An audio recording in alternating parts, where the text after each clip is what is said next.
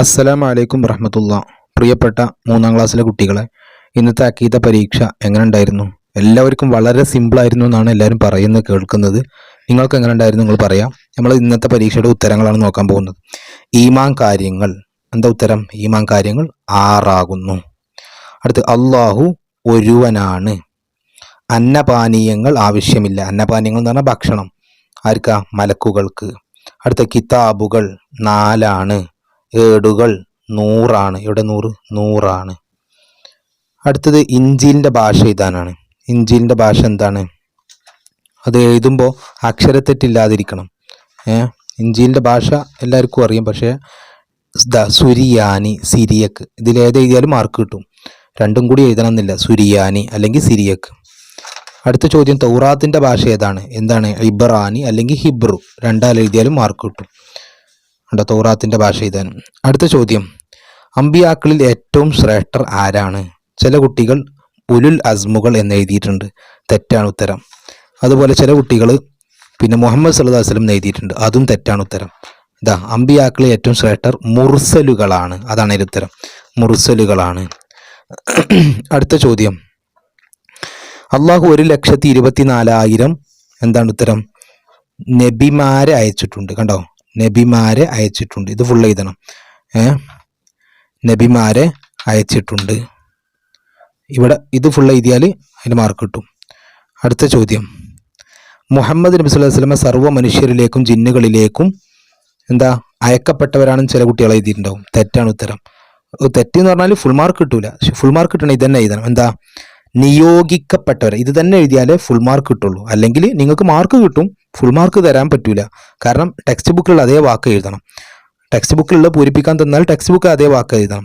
അപ്പം എന്താണ്? മുഹമ്മദ് സല്ലല്ലാഹു അലൈഹി വസല്ലം സർവ്വ മനുഷ്യരിലേക്കും ജിന്നുകളിലേക്കും നിയോഗിക്കപ്പെട്ടവരാണ്. ഇതാണ് അതിൻ്റെ ഉത്തരം.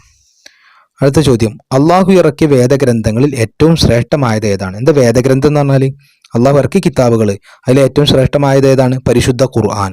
അപ്പോൾ അത് ഖുർആൻ എഴുതിയാലും മാർക്ക് തരും. ഇവിടെ പരിശുദ്ധ ഖുർആൻ എന്നാണ് ഉള്ളത്. അത് പരിശുദ്ധ ഖുർആൻ ആകുന്നു. അങ്ങനെ എഴുതുമ്പോഴാണ് അതിൻ്റെ ഫുൾ മാർക്ക് തരിക. ഇനി ഖുർആൻ എഴുതിയാലും ഉസ്താദ്മാർ മാർക്ക് തരുമായിരിക്കും. അടുത്തത്, ഖബർ ഒന്നെങ്കിൽ സ്വർഗത്തോപ്പായിരിക്കും അല്ലെങ്കിൽ നരകക്കുണ്ടായിരിക്കും. നമ്മൾ പറഞ്ഞിരുന്നു അതിൻ്റെ സ്പെല്ലിങ്, അതിൻ്റെ അക്ഷരത്തെറ്റ് വരാതെ എഴുതാൻ പഠിക്കണം എന്ന് നമ്മൾ പറഞ്ഞിരുന്നു. അത് നമ്മൾ പറഞ്ഞ ആ ഭാഗം തന്നെയാണ് വന്നത് അല്ലേ? എന്താണ്? നരകക്കുണ്ടാകും. കണ്ടോ? നരകക്കുണ്ടാകും. അടുത്തത്, ഉത്തരം എഴുതാം. മരണശേഷം ചോദ്യം ചെയ്യുന്ന 2 മലക്കുകളുടെ പേര്. വളരെ സിമ്പിളാണ്. നേരത്തെ 2ാം ക്ലാസ്സിലൊക്കെ നമ്മൾ പഠിച്ച ചോദ്യമാണത്. അതിൻ്റെ ഉത്തരം എന്താ? മുങ്കർ നക്കീർ അലൈഹിമുസ്സലാം.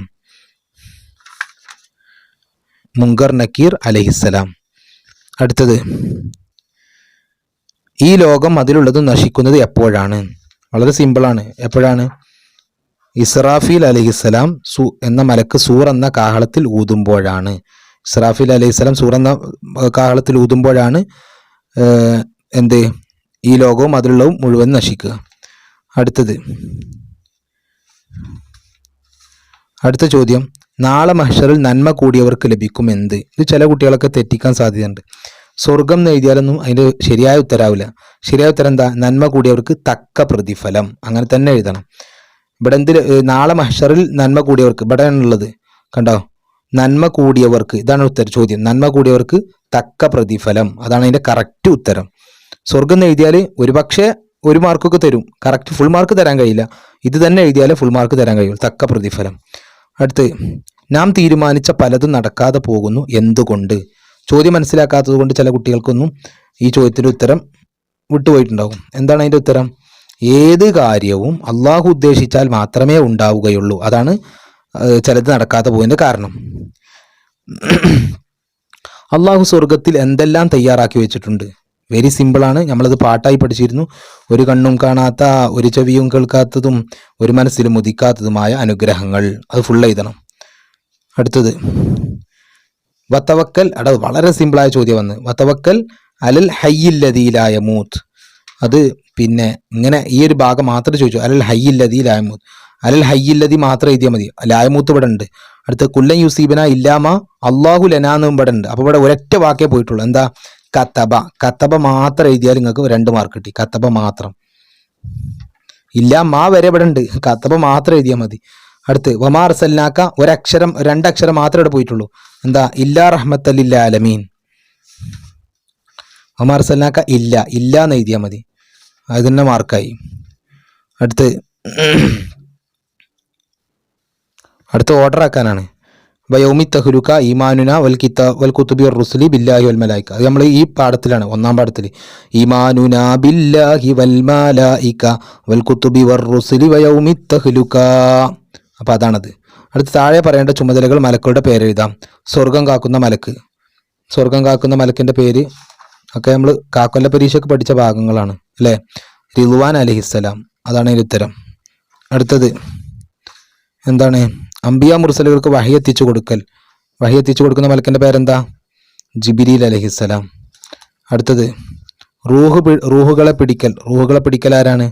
അസ്രായിൽ അലൈഹിസ്സലാം. അപ്പോൾ ഇതാണ് ചോദ്യപേപ്പർ. എങ്ങനെ ഉണ്ടായിരുന്നു നിങ്ങളെല്ലാവരും അറിയിക്കുക. അസ്സലാമു അലൈക്കും വറഹ്മത്തുള്ളാഹി.